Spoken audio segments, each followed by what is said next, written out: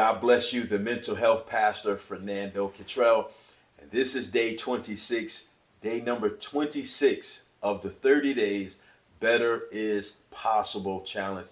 And I'm encouraged once again that we get an opportunity to be together and journey towards transformation. Man, I can't believe on day 26. I trust that God has been ministering to you and you've been growing and you've been seeing God's power and his hand in your heart and life. And as we are, our purpose, our goal is better is possible. And I believe God wants us to experience better is possible. But as I always say, we also have to cooperate with the opportunities or the resources that are connected to better. And so day 26 today, I want to share something. Many of you have heard my testimony, how God has delivered me from stuttering. And those of you that may view this from my childhood can attest to me stuttering and just, had a lot of anxiety that comes with stuttering, insecurities, low self-esteem, no self-esteem, and I remember being teased. They used to call me, well, some did, Porky Pig. For many of you who know the cartoon Porky Pig, and you know how he used to stutter like woo, woo, woo, woo. And that used to be me. And but I thank God for his goodness and his mercy and his grace and his transformative power. And so I want to talk about that today, from stutterer to public speaker, from stutterer to public speaker. And when I share my story, many people can't believe that I used to stutter or that I wasn't always confident. No, I wasn't. And the truth of the matter is, I had a lot of issues, a lot of this childhood issues and things going on within myself that attributed to stuttering and anxiety and feelings of nervousness and et cetera, et cetera. All the things that accompany a stutterer, I struggled with it, whether people knew or didn't know about it, but it was going on within me. And so I want to share something today about my story, just a small piece of it, because many of you are struggling with something. I don't know what it is, but the thing we're struggling with is usually the thing that we think disqualifies us to be obedient to God or pursue a particular career or to go forward with a business or go to school, whatever. We think people are judging us, or even God or people, and people rather, are judging us through the negative things that we don't like about ourselves. And I remember as a person that stuttered, I felt that way. I felt like, how could I amount to anything with this issue, with this deficit going on in my life? But how many of you know that God's plan is bigger than my insecurities? God's power is bigger than my insecurities. And so let me start off, just simplify it, but I want to be thorough, but simplify it and just walk you through my time of deliverance from stuttering and how God just blessed me to be where I am through some steps of my obedience and cooperating with him. So I remember sitting on the bus in 1989, never forget it. And as I was sitting on the bus, I remember, I recall this lady, a Caucasian lady, maybe 5 foot or 4'11" or 5 feet. And she got up on the bus in such a soft, gentle voice and began to share the gospel of Jesus Christ. And just for a few moments, she just shared about God's love, how God, how Christ as our Savior, or Christ is the sacrifice, and just really shared the gospel. And I sat there as a young man. I never forget, I was 23, and I sat there, and I remember being so just overwhelmed with seeing someone get up on a bus, a New York City bus, full of strangers, of about maybe 100 people, maybe 80 to 100 people. a city bus could hold. So, but I remember it being packed, and I heard her get up, and I sat there and I watched her, and I remember thinking in my head like, "Wow, that is powerful. I've never seen anybody to do that." And I remember thinking, "Man, this person must have something special to be able to do something that enormous or that big." That I remember thinking like that, and I said, "Man, I wouldn't mind doing that." Just kind of left it at that. Didn't think I could ever do that. That would ever be me. Because sometimes we can ask for things or want God to do things, but we don't believe He's going to do it because based on where we are in life and all the issues we got going on. So sometimes we'll pray something, not believing that it could ever be true. And that was me that day on the bus.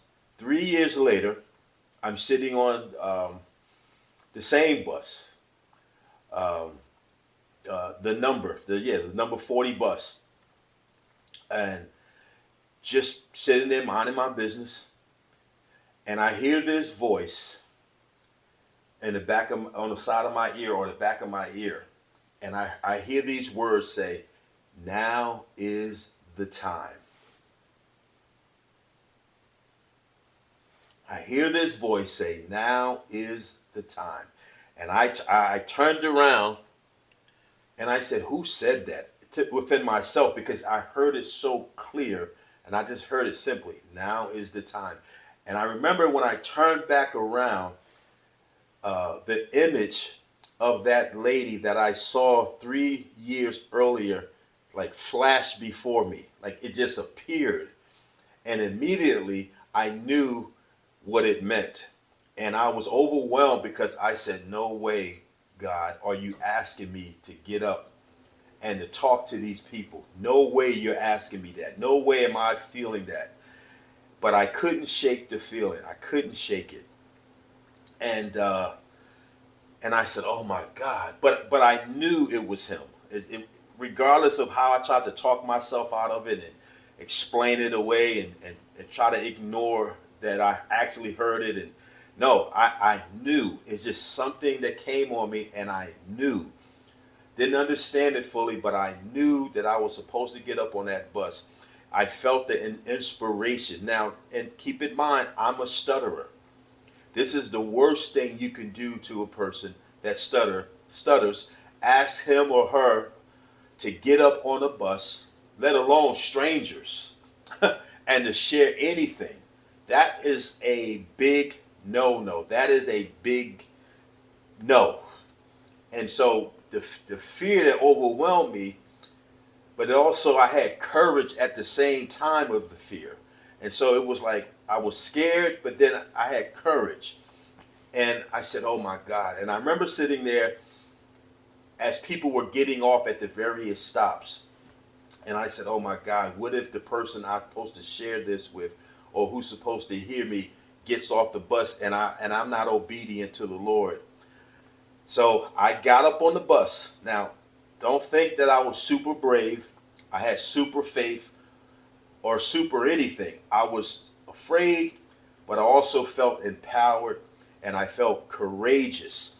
And so I got up, I went to the bus driver, and I said, "Excuse me, sir, can I share a little bit about God?" And he said, "Oh, yes, definitely, go ahead." And I remember saying, "Can I have everyone's attention?" And I think I said my name, and I shared maybe a 2 minute message or 3 minute message or talk, if you will, or presentation, however you want to define it. But I got up and I shared. And I said, I just want to share about God's love through Christ. Just 3 minutes, wasn't even that long. And I sat down and I said, "Oh my God, I can't believe I just did that." And there were people who thanked me, but I noticed the courage I had created an adrenaline to say, "Man, I can do that." Or did I just do that? Like, whoa, that wasn't that hard to do. And I said, "Oh my God." Because I remember thinking, man, I'm glad I'm not going home knowing that I felt inspired and I didn't do it, and I have to go home and go to sleep and wake up the next. I didn't want that guilt on me. I didn't want that feeling of guilt and shame that I didn't obey what I believe was the Lord. The very next day, I get on another bus, just having that victory in my mind and celebrating, like, wow, I did that, but not thinking that it was anything else I had to do. But the next day, I get on the bus again, another bus, the 60 bus, and I said, oh my God, that feeling is there, that inspiration and courage is there. Now I'm like, I remember thinking, like, is this supposed to be all the time, Lord? And I remember struggling with it. Nobody knew because I sat there just saying hello to people, the morning bus. And I remember this guy gets on the bus that I never met before. Big Lou, big guy, gets on the bus. He's a new believer, but you could see God's presence on him. He was just a strong believer, a young believer, but I knew something different about him as he walked down the aisle. I didn't know he was a believer, but I could just see something different, which and intimidating at the same time because he was that as I learned it's a reason why they call him Big Lou. And so he walks down the aisle and stops where I am and leans over to me and simply says, do what God called you to do, and kept moving to the back. And I said, oh my God. God had confirmed the next day on another bus that it was for me to do it again. And it was through that obedience, through the first one, but the second one as well, that I was delivered from stuttering. And the courage of God began now to start pouring into my life, or I began to start leaning into it, and God's presence will come upon me, and I started ministering in public and preaching on the buses, the street corners, and different places like that.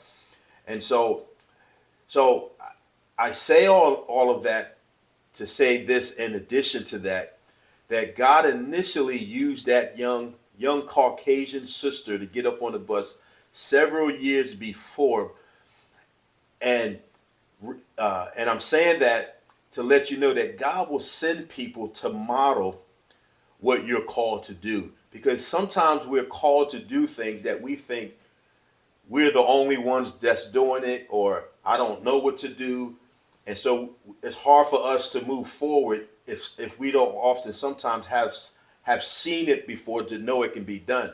So God used that young lady, and I wish I knew who that was, that I could thank her, because that was the beginning of my outward ministry, public ministry, if you will, ministering on the streets, passing out tracts, ministering in the Bronx and different parts of New York, or on the train platform, praying and prophesying and praying for the sick. It was that moment, and ultimately being delivered from stuttering. And so I want to encourage you, because maybe you're struggling with something that God has called you to do. Maybe it's a business. Maybe there's some inspiration in your heart to go back to school, or just a direction that you're are fearful of pursuing because of something about you don't like.